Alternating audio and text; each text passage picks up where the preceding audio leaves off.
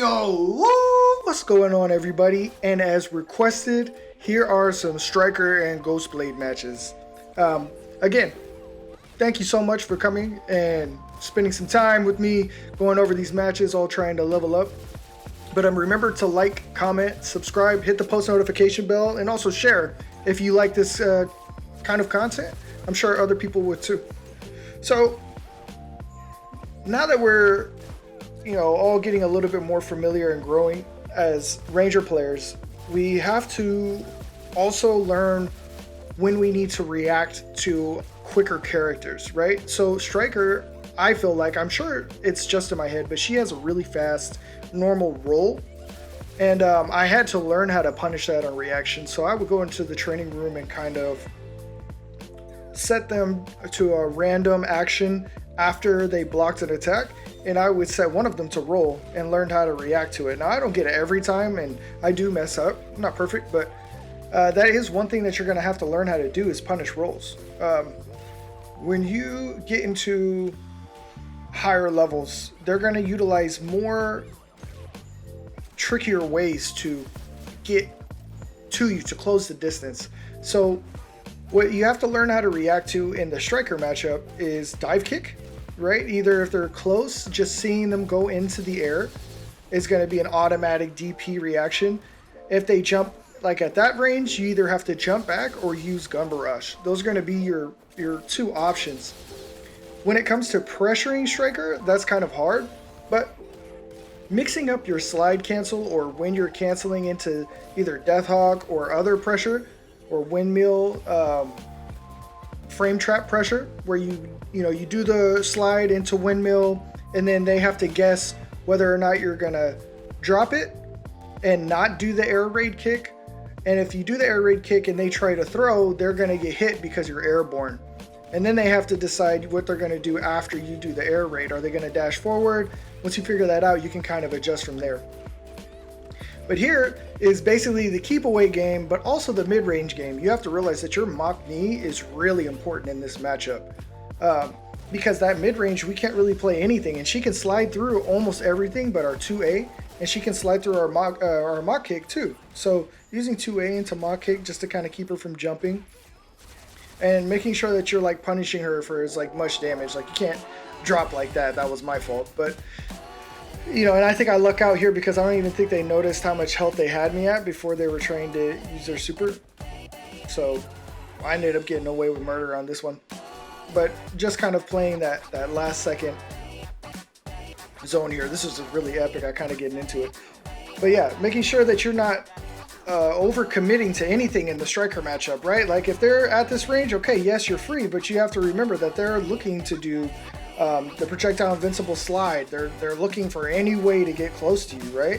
So you kind of have to mold them and shape the way that they want to approach you, right? So if you're doing a lot of ground stuff, they're gonna start jumping. When they start jumping, you start to stop doing those low attacks. Stop shooting the normal bullets. Wait for them to jump. Punish them for jumping. Make them feel like they're stuck in the same spot. And that's when you can really start pressing them on offense, right? Once you shut down all the aerial, then they're like, okay, I have to move forward. And then you're shooting bullets again, right? It's all about establishing this really dominant zoning friction between you and the Striker player. They don't want to know what they can do, right? You want to keep them always guessing. You want to be able to push them straight off of you at all times. Get them to the other side of the map. Make them guess what you're doing on offense. It's really about how much you can switch it up during the match, because Striker players' whole job is to get in close. So they're doing it every single game. It's something that they're used to. So you have to mix it up. You have to be weird. You have to use other options. You have to, not use 2B all the time, or not use 5B all the time, or, don't use 5A unless they're like jumping from full screen, right? Because they can punish all of that. So the best thing that we can do is to try and, like I said, mix it up and make sure that they don't get anything for free. So, like I said, it's a tough matchup, but we can get it if we're really trying. All right, now here's the Ghostblade matchup. Start is always 50-50, right? They could try to press Y into their big damage attack, and that's always tough. Usually I stick with like a jump back or a dash back, but if you dash back, you can still get hit by their neutral MP skill. So because Ghostblade has an advantage really close, it does make it a lot harder for us, especially when you're in the corner. One of the tricks that I use is the second that I get hit by that big combo, and then they're in that high-low mix-up that they do. If I hear a clink from that jumping attack, I know I can guard cancel on there, right? At least the first time, because they're gonna do that jump attack, they're gonna cancel it into Ghost for that high-low. Don't let them. Guard break straight out. It's always your job to push, to get out of the corner. Play defense when you know they can't cancel out of certain things. So once they hit you up top, that's how you know, and then they'll start to switch it up, so you can look for that. I think the second hardest thing to deal with is that that random dash. Now you see me fall for it a few times where he does the conversion. I did not know that he was plus after he does the dash, which is that dash right there. When they do conversion, it's safe on block. It actually puts them at advantage, and it's projectile invincible. See, got hit by it again. So as I was learning that, I was like, okay, well, how do I deal with that? Well, most projectile invincible attacks are not strike invincible, and this one doesn't isn't a variable. So you can use slide when they're using the invincible dash. It's hard to deal with, but I know that you can react to it with throw. So the second that you see that flash dash attack, I usually hit throw. You either attack or you grab them. That's generally how that one works for me. I think what makes this hardest is because people don't know that you can use stand A to stop the startup of all of his ghost attacks, and he can waste mana that way. When Ghostblade has no mana, he's free to pressure. And actually, you want him to keep using his guard break. So when I start pressuring Ghostblade, I make sure I go all in. I go all of my mana versus all of their mana, right? They're going to have to guard break at some point. So I keep laying on the pressure, and I keep doing like mixing up my offense in that way. So that was the windmill throw mix-up frame trap that I was talking about, where you do windmill into air raid, you delay the air raid, and then they hit a button and they get hit. And that dope combo to finish him off. So make sure that when you're fighting this guy, you're seeing what his tendencies are. This is also one of those reactionary based matches, right? You don't want to let him move around for free. If you're letting a Ghostblade jump on you all the time, you have to get at a distance where you can stop it and shut him down. Like, you have to adjust your gameplay to play defensively. I know a lot of people are like, I get, really aggravated on defense, but you're playing a zoning character. Your number one strength should be defense, right? Your whole job is to react to how they're playing and then shutting it down. It's Ranger, yes, he can be rushed down, but he can only be rushed down when the person has like 0 mana and is working their way up, right? Once they have 100 mana, you're gonna have to play really good defense, and this matchup is no exception, right? So see how I'm breaking his guard? Boom, easy day. I should have done the windmill into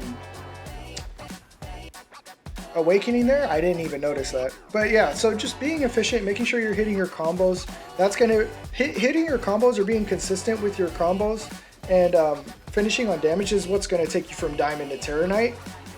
Getting more consistent with that is gonna take you from Terranite to Upper Terranite, and then you're gonna want to start reacting to how other people have options. So that Deathhawk, he keeps reacting with that forward B. So now I don't Deathhawk anymore. You know what I should be doing is doing Deadly Approach, right? Because that's a strike. He's going to get hit, crumpled, and then hit for another 400 damage.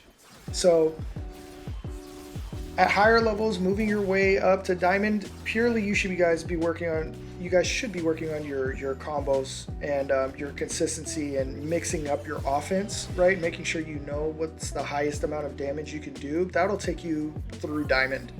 And then Terranite's going to be a little bit more mind game, right? This person's going to know more of what you're trying to do. So you're going to need to start adjusting like how you're... See how I use the Deadly Approach there? I knew it. I didn't even remember I did that. It's because I know that he's looking to do that forward B attack to get through projectiles. So like I was saying, you're adjusting to the other person's playstyle now here in Terra Knight. To get to Deity, those guys are just, they're different because everything's mind game, everything is consistency. You mix it all into one, right? Not a lot of people are dropping there. Not a lot of people are allowing you free movement. A lot of people know your weaknesses. So you're going to have to, boom. And you're going to have to understand everything that comes into being a more consistent player. I want you to notice here how Ghostblade jumps, and then he gets that distance where I can stop it, and then I see him keep jumping. So you notice how I'm using the stand A there? I'm recognizing that he's wanting to jump to close distance now. He doesn't want to waste any more mana trying to move forward to me, right? So I'm still using stand A to check the jump. The problem is that I overcommitted to that. What I should have done is just hit it once to keep his mind guessing and trying to resort to blocking more, right? Because if they block, then we win. So keeping him out of the air was my primary goal, because that was the adjustment at the end of his last match. And then noticing that that's what he wanted to do right off the start of the match, you'll notice how much I'm trying to stop his jumping now, right? Because if he doesn't stop jumping, I'm going to have a really hard time, or I'm going to have to waste mana in order to punish it harder in order to convince him to not jump anymore. So you'll see those adjustments, and these are the type of mind games you playing it in deity rank and higher, and top 200 and stuff. It's like this person's always going to be adjusting, always going to be punishing you for making mistakes, learning when people's block strings end, knowing when and you can and can't guard break. And then at an even higher rank, like when I was playing like rank 10 and up, they're looking for you to guard break. They're going to stop their block strings mid block string, just to see if you use your guard break meter or not. They're going to be watching everything. So becoming more aware of what's going on in the matches is going to be pivotal for you to start moving up in the ranks. Again, thank you so much for coming and listening to what I have to say on these matchups. I'm loving seeing you guys write in the comments. I'm loving getting to play with some of you guys. Remember to take care of your mental health. Don't let games control how you feel, right?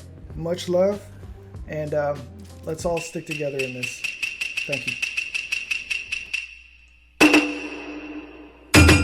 you.